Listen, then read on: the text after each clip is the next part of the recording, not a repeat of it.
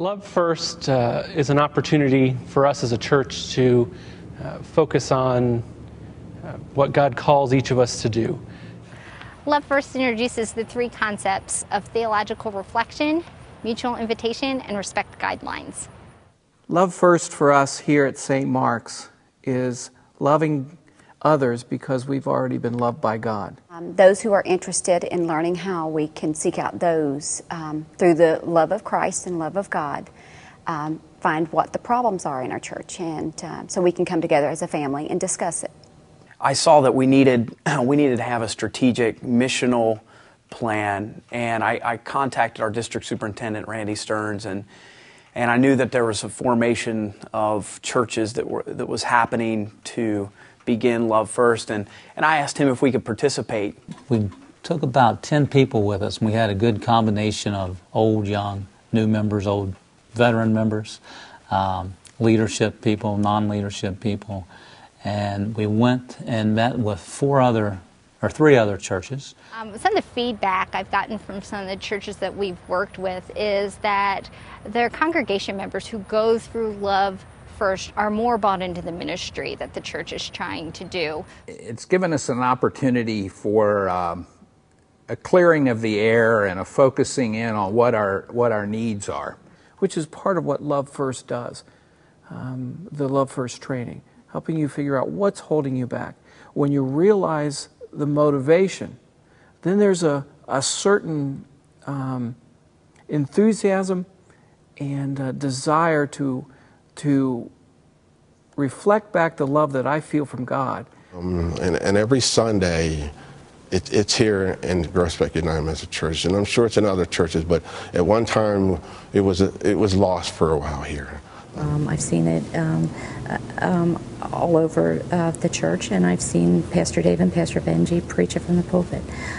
So it's just continues to gain interest within our church. It happens just every aspect from Sunday morning worship throughout the rest of the week, that we want to be a people where Love First would describe who we are and what we do, that it can really make a difference. We've turned into a one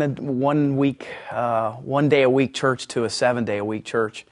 I think you look at our bulletin, I mean, every day there's something going on, and we have things that help people not only get exercise for their body, but exercise for their mind, fellowship events. I mean, it's unbelievable what's going on. It's almost wow.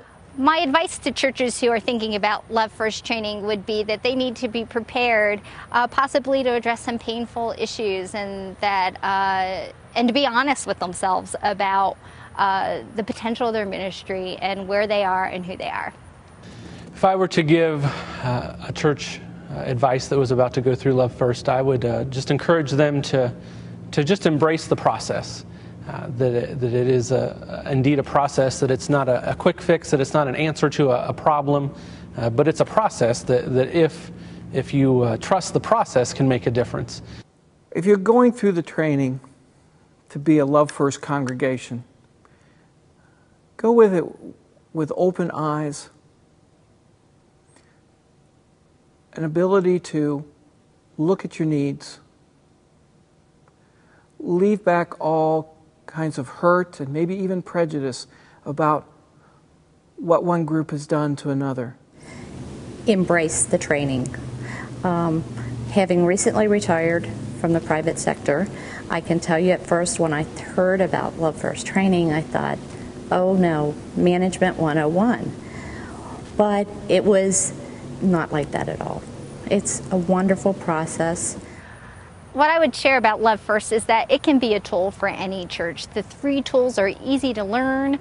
You don't need a certain education level. It doesn't apply to any class or gender or race. It's just a great tool for any church. So don't think that it can't work for my church, because it can.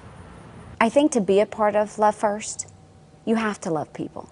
You have to have the love of God and want to help, and want to be willing to do whatever it takes, a little time from your family, time from work, whatever it does.